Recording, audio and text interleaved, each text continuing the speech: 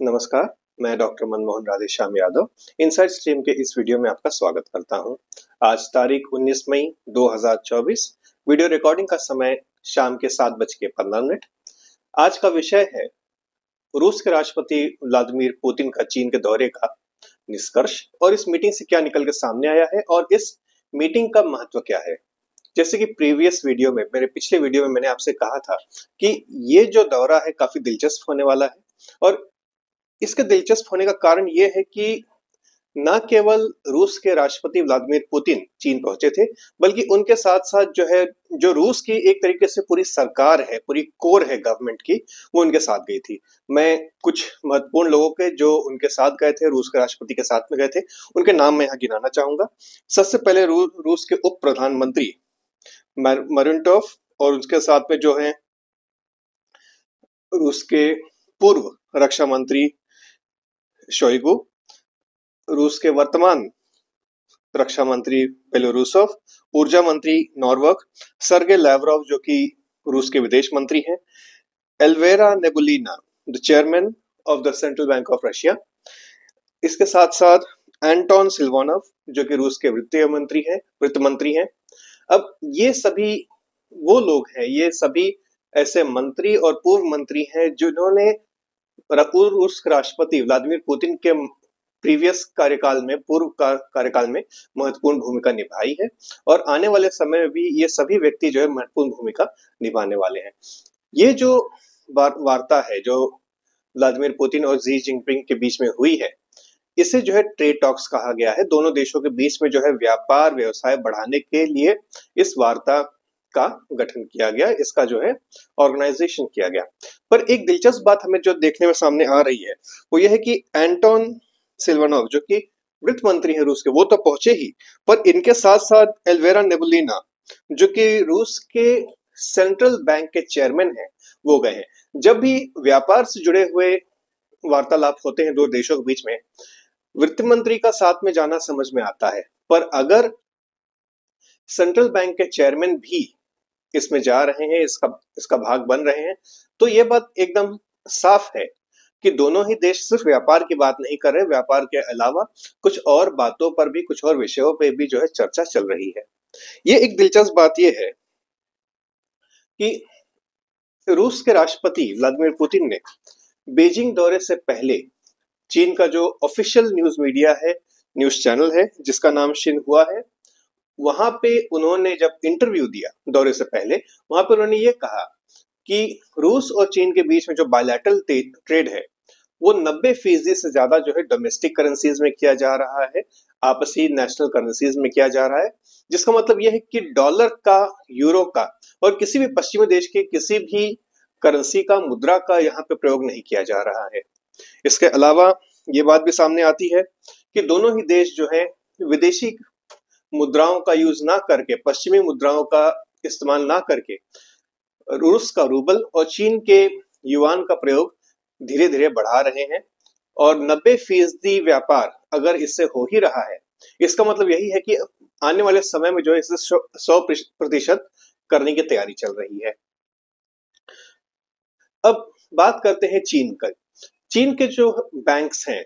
कई बैंक हैं जो कि रूस के साथ में जो भी ट्रेड होता है, जो भी व्यापार होता है, उनके जो क्लेम सेटलमेंट्स है, फाइनेंशियल ट्रांजैक्शंस है, उन्हें फैसिलिटेट करते हैं, उनकी सुविधा प्रोवाइड करते हैं दोनों पार्टीज को, बायर को और सेलर को, जो खरीदार है वो भी और जो विक्रेता है उसे भी। तो यहाँ पे अमेरिका इस बात से खुश नहीं है कि चीन के जो बैंक हैं रूस के साथ होने वाले व्यापार में रूस का और चीन की बैंक का सहयोग कर रहे हैं। अब उनके नाराज होने का कोई कारण नहीं बनता। ये दोनों देश क्या कर रहे हैं, ये अपने मर्जी से, अपनी स्वतंत्रता से आपसी मुद्राओं में जो है व्यापार कर रहे हैं। पाबंदियों के कारण,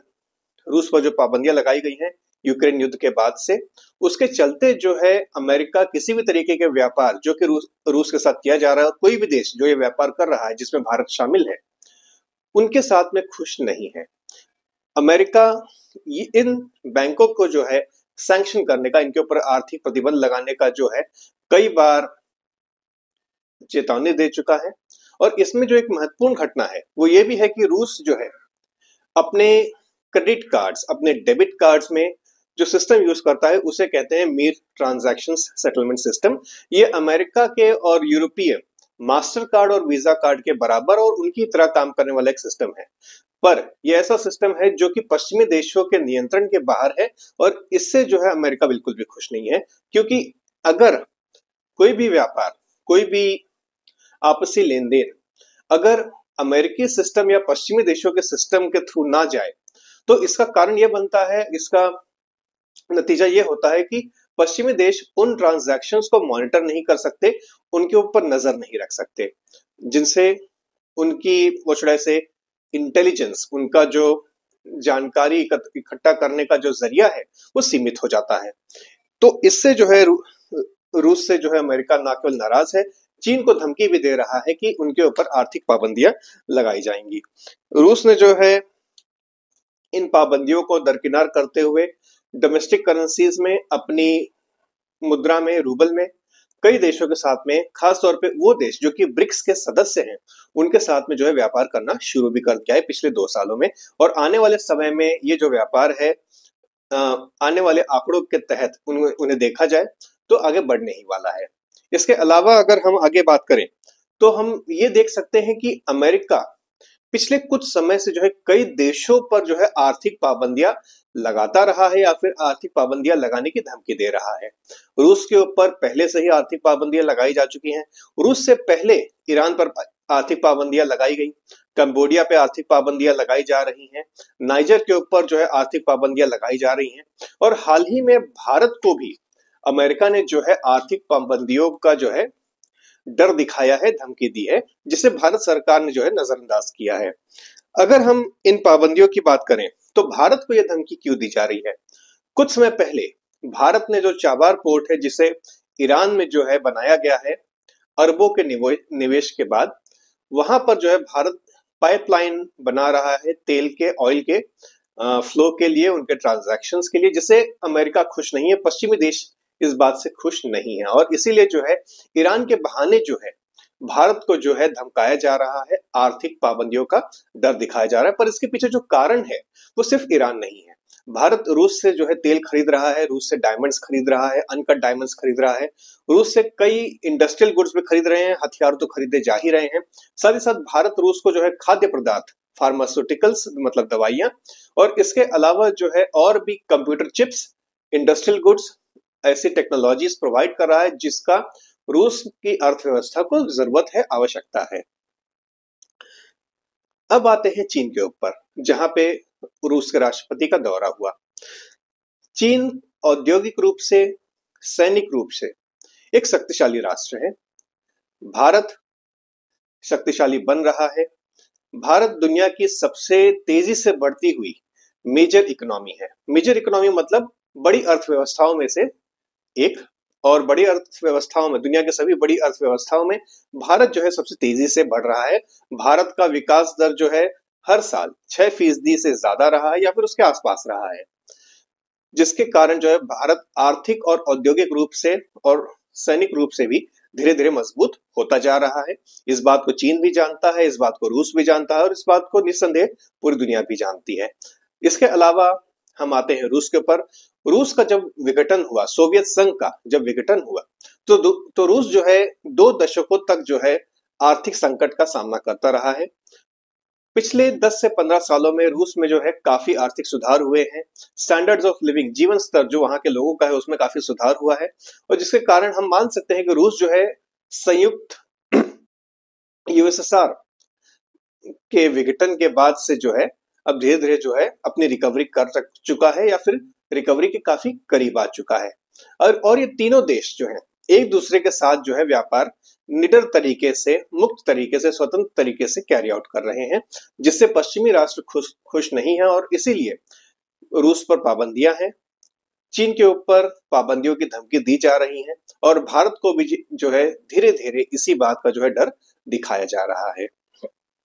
आगे बढ़ाते हैं इस वीडियो को, जहां पे हम अगर देखें कि ये तीनों देश हालांकि एक दूसरे के साथ में मिलकर काम कर रहे हैं, पर इन तीनों देशों की एक दूसरे के साथ में कुछ मनमुटाव भी हैं, कुछ मतभेद भी हैं। पहले रूस और चीन की बात करते हैं। रूस और चीन के बीच में बॉर्डर डिस्प्यूट्स कई जगहों पर हैं। मंगोलिया से जुड़े हुए भी कुछ विवाद हैं जो कि दोनों देशों के बीच में है। भारत और चीन का भी कश्मीर में जो है बॉर्डर डिस्प्यूट है, सीमा पर विवाद है, जिसके कारण जो है ये दोनों देश जो है पिछले 5 साल में, और 5 साल ही नहीं, इससे पहले के भी समय में जो है आमने सामने आते रहे हैं।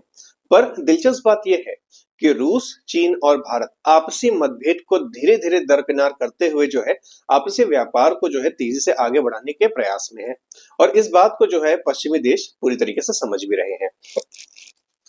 हम अगर कुछ दिलचस्प बात की ओर जाएं तो इस मीटिंग से ये समझ में आ रहा है कि ब्रिक्स राष्ट्रों की ब्राजील, रशिया, इंडिया, चाइना और साउथ अफ्रीका, और इसके अलावा जो कई नए सदस्य इस संगठन में शामिल हुए हैं, इन सभी देशों द्वारा जो है एक नई करेंसी, एक नई मुद्रा का डिक्लेरेशन करने की बात निकल के सामने आ रही है। अभी कहा जा रहा है कि इसके ऊपर कोई आधिकारिक रूप से फैसला नहीं किया गया है, पर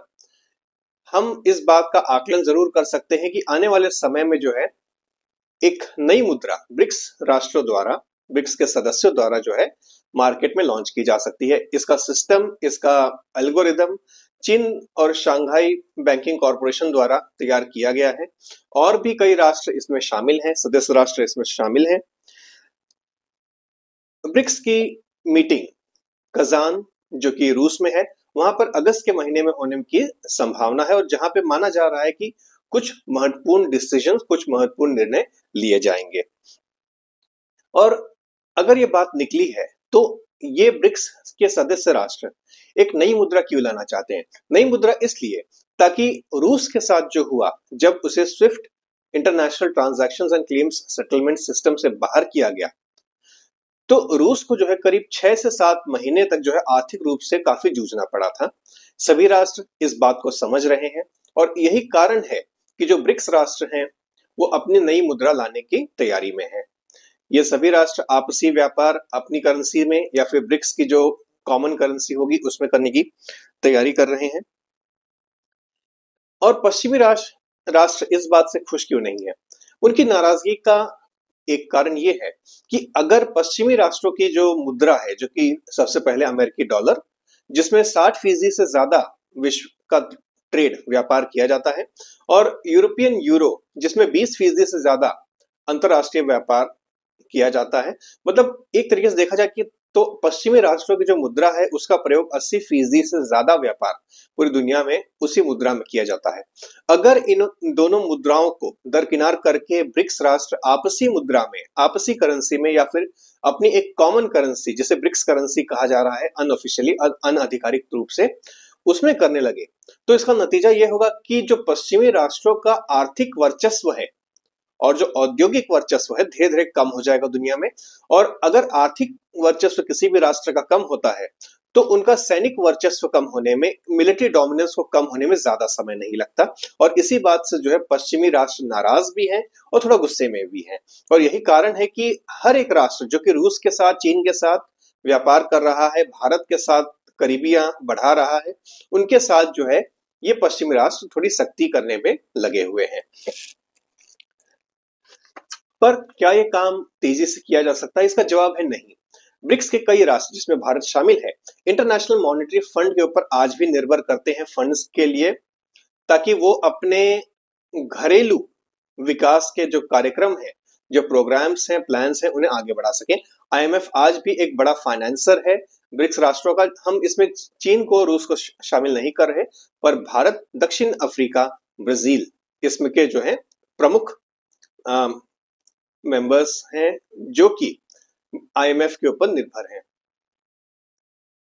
अगर ऐतिहासिक रूप से देखा जाए तो ब्रिक्स के जो सदस्य हैं, जिसमें सबसे पहले रूस और चीन की बात करते हैं, ये ऐतिहासिक रूप से जो है शत्रु रहे हैं, दुश्मन रहे हैं। इनके हमेशा से जो है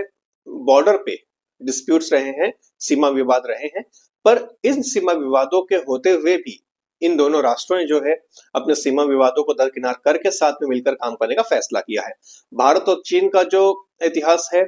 वो कुछ इस प्रकार रहा है कि भारत और चीन आमतौर पे शांति से रहे हैं। दोनों के बीच में अगर ऐतिहासिक रूप से देखा जाए तो शायद ही कभी कुछ युद्ध हुआ है या फिर कोई भी आक्रामक कार्रवाई एक दूसरे पर इन्होंने की है। चीन में जब सीसीपी चाइनीज कम्युनिस्ट पार्टी का शासन शुरू हुआ, उसके बाद से जो है चीन और भारत के रिश्तों में जो है गिरावट आई है। 2 बार युद्ध भी हुआ है। पहला युद्ध जो है 62 में हुआ, दूसरा युद्ध जो है 70 के दशक में जो है सुदूर पूर्व के राज्यों के साथ जो सीमा जुड़ी हुई है चीन की, वहां पर हुआ। और ये जो घटनाएं हैं, इससे हमें समझ में आता है कि भारत और चीन के जो रिश्ते हैं इस समय उतने मजबूत नहीं है जितने कि रूस और चीन के हैं। पर पिछले कुछ समय से दोनों राष्ट्र जो हैं एक दूसरे के साथ जो है वार्तालाप बढ़ा रहे हैं, और इस बात पर कई बार जोर दिया गया है दोनों राष्ट्रों के सदस्यों द्वारा और राजनेताओं द्वारा कि हमारा जो आपसी सीमा विवाद है उसे जल्द से जल्द जो है हल किया जाए, ताकि दोनों राष्ट्र जो है तेजी से और ज्यादा बेहतर तरीके से जो है एक दूसरे के साथ में जो है सहयोग कर सकें और व्यापार कर सकें। आगे बढ़ते हुए, जब रूस के ऊपर आर्थिक पाबंदियां लगाई गई तो एक बात जो देखने में सामने आई कि भारत जो कि रूस से अनकट डायमंड्स, पेट्रोकेमिकल्स और अन्य केमिकल्स और हथियार खरीदता है, रूस ने भारत से कहा कि आप चीन के युआन में जो है हमें पेमेंट्स करिए, हमें पैसे दीजिए, जिससे भारत ने साफ इनकार कर दिया। क्योंकि भारत की करेंसी, भारत की जो मुद्रा है रुपया, ये अंतरराष्ट्रीय स्तर पे कन्वर्टेबल नहीं है ज्यादा। आपको जो है कई राष्ट्र, शायद ही कुछ राष्ट्र मिलेंगे जो कि भारतीय मुद्रा को स्वीकार करें, जिसके कारण जो है भारत ने और रूस ने जो है एक कॉमन मिनिमम प्रोग्राम तैयार किया, जिसके तहत रूस भारत से जो है रुपए में खरीदेगा और भारत जो है रूस से जो है रूबल में चीजें खरीदेगा। रूस एक सीनियर पार्टनर है जब बात आती है इंपोर्ट और एक्सपोर्ट की। रूस भारत को ज्यादा एक्सपोर्ट करता है, भारत रूस को कम एक्सपोर्ट करता है, जिसके कारण रूस के पास जो है रुपए का सरप्लस है, रुपया रूस के पास ज्यादा है इन इंटरनेशनल ट्रांजैक्शंस के कारण। तो इसका ये हल निकाला गया कि रूस जो है माफी चाहूंगा, रूस जो है जो भी सरप्लस होगा, जो भी अतिरिक्त रुपया रूस के पास होगा, रूस उन उद्योगों में, उन सर्विस सेक्टर्स में, उन इंडस्ट्रीज में इन्वेस्ट करेगा जो कि रूस को जो है कमोडिटीज, गुड्स एंड सर्विसेज जो है एक्सपोर्ट करते हैं, जिसका असर यह हुआ कि भारत और रूस के बीच में जो इकोनॉमिक लिंकेज है, जो इकोनॉमिक इंटीग्रेशन है, वो थोड़ा बढ़ेगा। दोनों की जो अर्थव्यवस्थाएं हैं एक दूसरे के साथ जो है ज्यादा करीब से जुड़ेंगी। पर यही बात जो है रूस और चीन के बारे में भी कही जा सकती है, जहां पे युआन और रूबल का इस्तेमाल करके जो है व्यापार किया जा रहा है। रूस और चीन का जो व्यापार है, जैसा कि मैंने अपने पिछले वीडियो में बताया कि 260 अरब से ज्यादा है, जबकि भारत का और रूस का व्यापार 65 अरब के करीब है पिछले वित्तीय वर्ष में 23-24 में। तो जिसके कारण रूस की जो अर्थव्यवस्था है ना केवल भारत के साथ में इंटीग्रेट हो रही है, बल्कि रूस की जो अर्थव्यवस्था है चीन के साथ में भी इंटीग्रेट हो रही है। और अगर रूस और चीन की अर्थव्यवस्था इंटीग्रेट हो रही है, भारत और रूस की अर्थव्यवस्था इंटीग्रेट हो रही है, इसका मतलब यही है कि इनडायरेक्ट तरीके से, अप्रत्यक्ष रूप से भारत की चीन की व्यवस्थाएं जो है, अर्थव्यवस्थाएं जो है इंटीग्रेट हो रही हैं। चीन भारत के सबसे बड़े ट्रेड पार्टनर्स में से एक है, मतलब डायरेक्टली और इनडायरेक्टली हम चीन के साथ में जुड़ते जा रहे हैं आर्थिक रूप से। हम इसके लिए अपनी निर्भरता के लिए जो है आर्थिक निर्भरता के लिए, आर्थिक जरूरतों के लिए, गुड्स के लिए, सर्विसेज के लिए जो है चीन पर निर्भर है, कमोडिटीज के लिए चीन पर निर्भर है। इसका एक उदाहरण हम इसी बात से समझ सकते हैं कि आपके पास जितने भी इलेक्ट्रॉनिक्स हैं, आपके यहाँ चाहे कंप्यूटर्स हो, लैपटॉप्स हो, सेलफोन्स हो, उनका एक बहुत बड़ा हिस्सा, उनके अंदर इस्तेमाल होने वाले जो कंपोनेंट्स हैं, उनका एक बहुत बड़ा हिस्सा, बहुत बड़ा परसेंटेज चीन में बनता है, और जिसके कारण जो है चीन को जो है दुनिया की फैक्ट्री कहा जाता है। अगर भारत, चीन और रूस की अर्थव्यवस्थाएं एक साथ इंटीग्रेट होती हैं, तो भारत को भी जो है काफी सोच समझ के यहाँ पे फैसले करने होंगे कि हम चीन के साथ जो है कैसे व्यापार करेंगे और हमारे रिश्ते कैसे होंगे। क्यों? क्योंकि चीन जो है एक सीनियर पार्टनर बन जाता है यहाँ पे, वो डायरेक्टली और इनडायरेक्टली दोनों तरीके से जो है हमसे जो है आर्थिक रूप से ज्यादा मजबूत है। तो हमें जो है अपने उद्योग के जो फुटप्रिंट है, हमारे इंडस्ट्रियल फुटप्रिंट है, उसको बढ़ाना होगा। रूस से आने वाली ऊर्जा साधन पेट्रोकेमिकल्स जो है इसमें हमारी सहायता कर रहे हैं। और आने वाले समय में भारत सरकार भी जो है कई योजनाएं लेके आ रही हैं, जिसके कारण जो है भारत में मैन्युफैक्चरिंग को जो है थोड़ा बूस्ट मिले, थोड़ा वरीयता मिले। इसके अलावा हम अगर आगे बात करते हैं तो ये जो हमारा अर्थव्यवस्थाओं का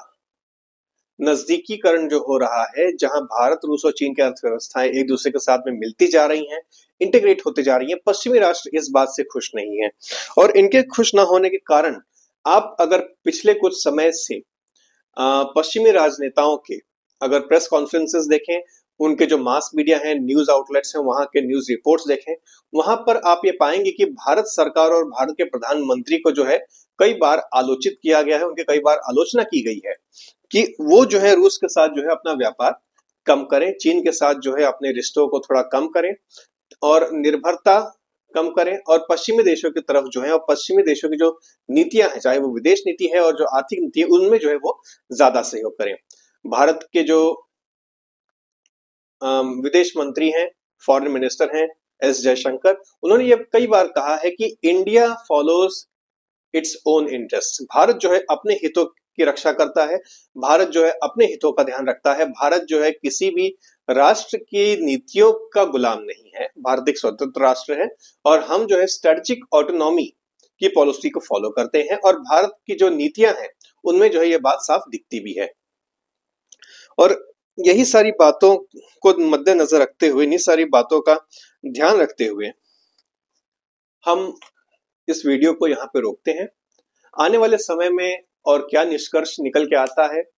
कजान में जो ब्रिक्स की मीटिंग होगी उसका क्या नतीजा होता है, इन सब के ऊपर जो है मैं नजर रखूंगा, और आने वाले समय में इनके ऊपर जो है मैं वीडियो भी बनाऊंगा। और आने वाले समय में जो है और कौन से वीडियोस आप देखने चाहेंगे, आप कौन से विषयों पर चाहेंगे कि मैं आपके सामने चर्चा करूं, इसके बारे में आप मुझे जरूर कमेंट्स में बताएं, और आपके पास अगर कोई सुझाव है तो आप जरूर दें। आज के लिए बस इतना ही, धन्यवाद।